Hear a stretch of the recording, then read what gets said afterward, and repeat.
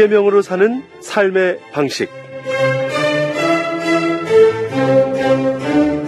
자, 매주 수요일마다 함께하는 시간이죠. 오늘도 인천 열린성서침례교회 정민철 목사님 자리해 주셨습니다. 할렐루야 목사님 안녕하세요. 네, 안녕하세요. 반갑습니다. 반갑습니다. 자, 오늘 10계명 중에 제 7계명입니다. 오늘 7계명 간음하지 말라인데요. 이 간음하지 말라 하면 제일 먼저 떠오르는 것이 아무래도 지난 한 해 주목받았던 간통죄 폐지의 이야기가 있었습니다. 네네. 지난 2015년 2월 헌법재판소에서 형법 제241조, 즉 간통죄에 대해 위헌 결정을 내렸고 지금도 여전히 논란이 있는데요. 목사님, 간음하지 말라. 오늘 어떤 의미의 내용인지 궁금합니다. 네. 간음하지 말라는 말에는 가장 먼저 좀 결혼한 배우자에게 신실해라. 그런 의미가 있고요. 예. 우리 인생이 정말 행복하려면 내 배우자를 소중히 여기고 배우자에 대해서 정말 신실한 삶을 살아야 됩니다. 예. 그리고 또 간음하지 말라는 말씀 속에는 다른 사람의 성을 소중히 여겨라. 그런 의미도 있습니다. 예. 더 나아가서는 내 가정만 소중한 게 아니라 다른 사람의 가정도 소중하다. 그런 의미가 들어있다고 볼 수가 있습니다. 십계명을 통해서 간음하지 말라고 말씀하시는 하나님 앞에서 간통이나 간음은 분명한 죄입니다. 그 헌법재판소의 간통죄 폐지 판결이 그렇지 않아도 우리나라 이혼율이 증가하고 있는데 결혼의 신성함을 저버려도 별 문제가 아니라고 하는 그런 잘못된 신호로 사람들에게 받아들여져서 예. 가정들이 깨어지는 아픔이 더욱 가속화될까 염려스럽습니다. 네. 이 같은 이슈, 동성애 문제가 뜨거운 감자가 되고 있는데요. 바로 얼마 전에 극동방송에서 동성애와 퀴어 문화축제, 무엇이 문제인가라는 주제를 갖고 한 주간 동안 특별한 방송을 했습니다. 참 시대가 정말 많이 변한 것 같은데요. 목사님 어떻게 생각하세요? 네, 저도 극동방송 동성애 특집 방송을 들었거든요. 그러면서 참 동성애에 대해서 몰랐던 부분이 많이 있구나 그런 생각도 했습니다. 예. 특별히 미국 질병관리본부 통계에 의하면은 그 청소년과 청년의 그 에이즈의 대다수가 학문 성교로 전염된다라는 거 놀랐고요. 예. 또 우리나라는 전 세계에서 유일하게 에이즈 치료 비용을 국가가 세금으로 부담한다라는 거. 그래서 에이즈 환자 한 사람의 한 달 치료비가 많게는 600만 원, 1년에 5천만 원까지 들어가기도 하고 그럴 경우 한 사람이 5억까지도 들어간다는 이야기에 굉장히 많이 놀랐습니다. 예. 그리고 동성애가 결코 선천적이 아니라는 연구 결과 발표가 있었는데 그럼에도 불구하고 많은 사람들은 여전히 선천적이라고 알고 있다는 사실에도 좀 놀랐습니다. 네. 네. 그러니까 동성애자들을 혐오하는 건 아니고 네네. 하지만 이제 성경에서 네. 동성애에 대해서는 분명히 죄라고 네. 말씀하고 있어서 이 성경 구절을 한번 말씀해 주시면 좋을 것 같아요. 네네네. 그 성경 로마서 1장에 보면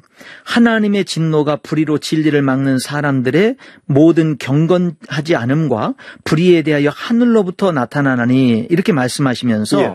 26, 27절에 보면 곧 그들의 여자들도 순리대로 쓸 것을 바꾸어 영리로 쓰며 그와 같이 남자들도 순리대로 여자 쓰기를 버리고 서로 향하여 음욕이 불릴 듯하며 남자가 남자와 더불어 부끄러운 일을 행하여 그들의 그릇 때문에 상당한 보응을 그들 자신이 받았느니라 이렇게 말씀하고 있습니다. 예. 예. 그러니까 하나님 말씀은 동성애가 분명히 죄라고 말씀하고 있는 거예요. 예. 예. 그렇다고 우리가 동성애에 빠져 있는 분들을 단순히 정죄의 대상으로만 보는 건 아니고요. 긍휼과 관용의 마음을 가지고 그들을 위해서 분명히 기도해야 됩니다. 그들도 하나님의 사랑의 대상이거든요. 예. 그렇지만 세상이 아무리 변해도 변할 수 없는 것은 하나님의 말씀입니다. 네. 네네. 자, 사람들은 이제 간음에 대해서 이 간음이 이제 간통죄도 폐지가 됐고 네. 진짜 죄입니까? 네. 따지면서도 죄가 아니다라고 주장하기도 하는데요. 네. 이 간음이란 단어 오늘 성경을 보면서 한번 조명해 보면 좋을 것 같아요. 네네. 그러니까 우리 그리스도인들은 하나님 말씀에서 그 진리를 찾아야 되잖아요. 예.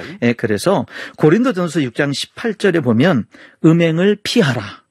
사람이 범하는 죄마다 몸 밖에 있거니와 음행하는 자는 자기 몸의 죄를 범하느니라 분명히 말씀합니다. 아멘. 성경은 간음하지 말라고 분명하게 말씀하고 있어요. 예, 뭐 우리 십계명 지금 오늘 계명도 그렇고요. 예. 사람의 행복을 위해서 가장 중요한 기본이 되는 게 가정이고 그 가정의 중심은 부부거든요.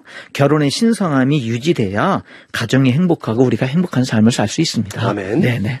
그리고 또 죄를 우리들이 생각해 보면 죄가 은연중에 죄가 아닌 것처럼 다가오는 것처럼 간음도 사랑이라는 이름으로 우리를 유혹하기도 하거든요. 그런데 간음이라고 하는 이 죄의 무서운 거는 뭐냐면 그 간음 죄로 끝나는 게 아니라 다른 죄를 파생시킨다라는 겁니다. 예. 단적인 예로 다윗이 밧세바와 간음하고 난 다음에는 그 남편을 죽이는 살인죄까지 이어지는 그런 모습을 보잖아요. 예. 그런데 더 무서운 거는 간음이라고 하는 이런 성적인 죄는 이 성적인 죄의 심각성은 영혼까지도 타락하게 만든다는 겁니다. 네. 영혼까지도 타락하게 만든다고요? 네네. 어떤 예화가 있습니까? 네네. 다윗의 경우를 계속 말씀드릴 수 있는데 예. 시편 51편은 다윗이 간음죄를 범하고 난 다음에 그 후에 1년여간의 세월이 어땠는지를 잘 기록해주고 있거든요. 예. 거기 보면은 다윗이 이런 고백을 해요. 성적인 죄를 범하고 나서 깨끗한 마음을 잃어버렸고 정직한 영을 잃어버렸고 그리고 성적인 죄를 범하고 나니까 자신이 하나님부터 멀어지는 느낌, 하나님으로부터 버림받는 느낌, 성령이 떠나는 느낌 이런 거를 지울 수가 없었습니다. 그래서 다윗은 하나님 앞에 이렇게 기도하죠. 예. 나를 주 앞에서 쫓아내지 마시며 주의 성령을 내게서 거두지 마소서. 주의 구원의 즐거움을 내게 회복시켜 주시고 자원하는 심령을 주사 나를 붙드소서 이렇게 기도한 겁니다. 그러니까 기쁨과 자원하는 심령을 이 간음죄가 사라지게 했다는 그런 말씀이네요. 네네 맞습니다. 자원하는 마음. 좀 더 구체적으로 말씀해 주시죠.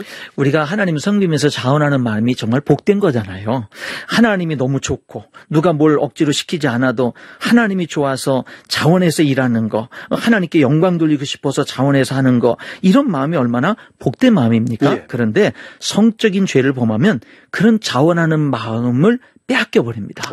그런 마음이 사라져버려요. 그래서 우리들이 살아가면서 이런 성적인 죄를 무섭게 여길 줄 알아야 되고 특별히 하나님 믿는 사람들이 우리들이 주님을 섬기면서 자원하는 마음, 이 자원하는 믿음 잃어버리면 안 됩니다. 그 축복이거든요. 그렇습니다. 네.